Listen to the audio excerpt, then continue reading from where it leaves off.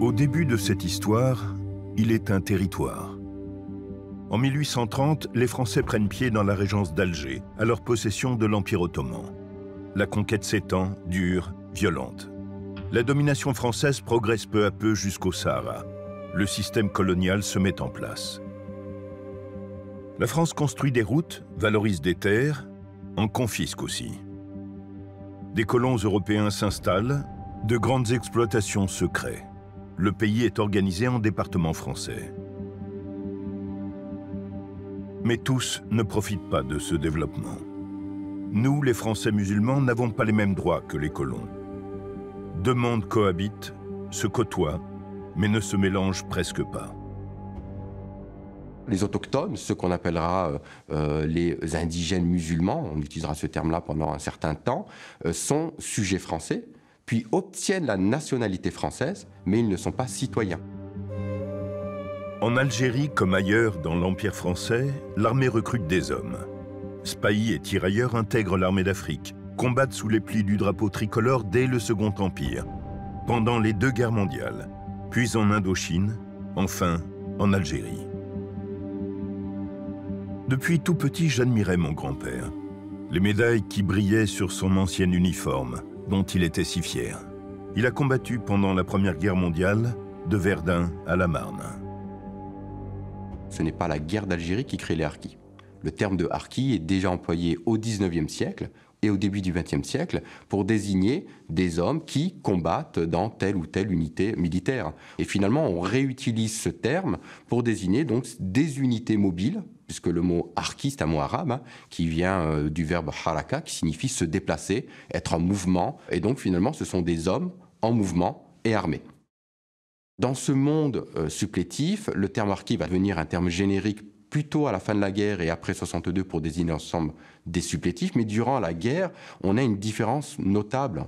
Un harki, ce n'est pas un morazni, ce n'est pas un membre d'un groupe d'autodéfense, ce n'est pas un membre d'une unité territoriale. Donc il y a vraiment une diversité des catégories avec des rôles et des fonctions bien précises.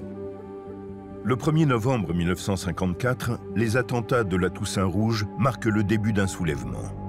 Au sein du mouvement indépendantiste, le Front de Libération Nationale prend le contrôle de l'insurrection, après avoir éliminé les partisans du mouvement national algérien.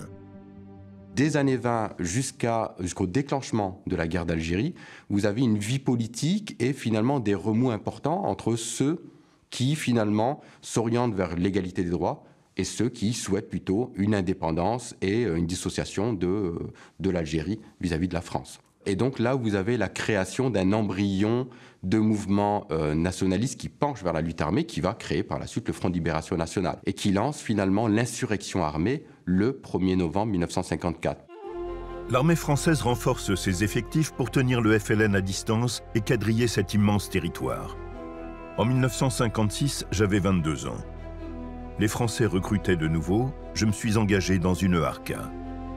Pour éviter que les populations ne rejoignent la rébellion, l'administration travaillait à améliorer notre quotidien. Dans mon village, une section administrative spécialisée s'est installée.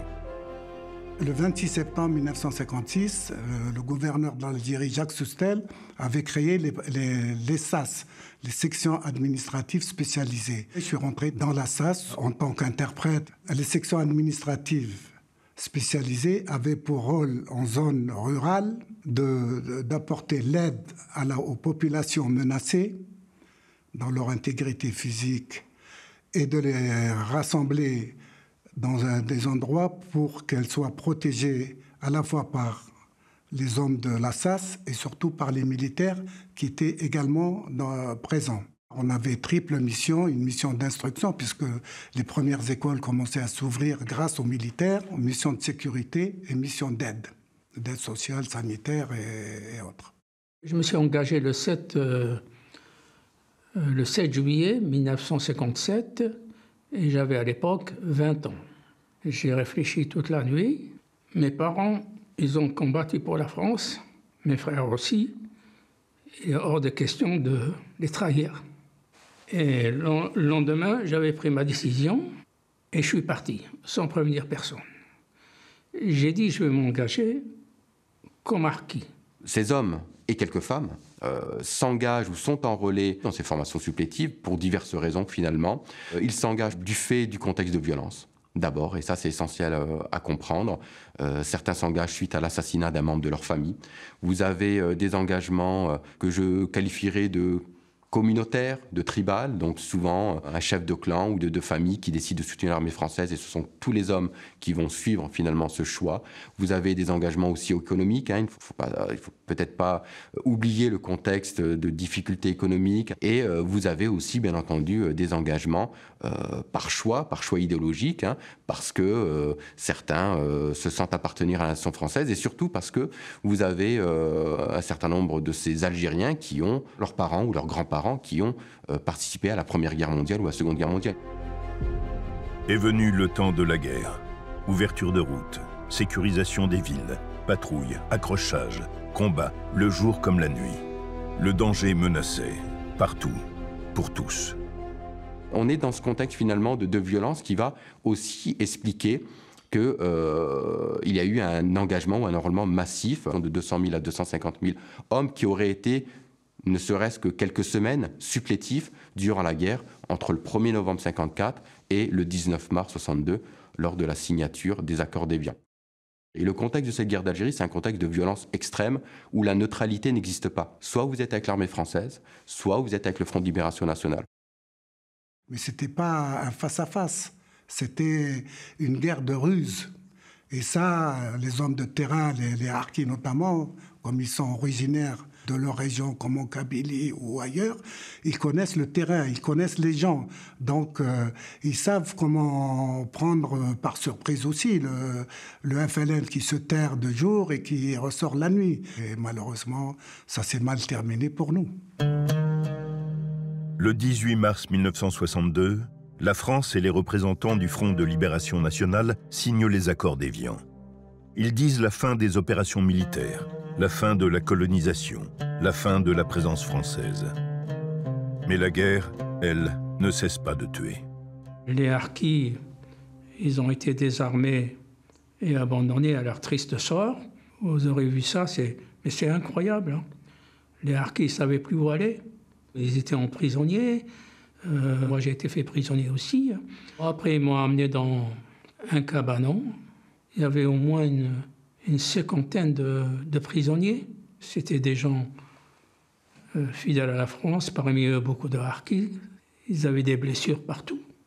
Le sang gissait le sol. Alors ils m'ont amené dans la salle de torture, là. Ils m'ont fait déshabiller. Et ils m'ont torturé au courant 120. Et c'était tous les jours comme ça. J'étais un déchet humain. Pour nous, c'est là qu'ont commencé les massacres. Entre l'été et l'automne 62, beaucoup d'anciens auxiliaires sont arrêtés, torturés ou tués. Il y a eu toutes les estimations concernant le nombre de personnes victimes de violences durant cette période qui va des accords d'Évian jusqu'à la fin de l'année 64. On peut au moins se baser sur un minimum de 10 à 15 000 hommes, et parfois des femmes aussi, qui auraient été assassinés ou massacrés durant cette période.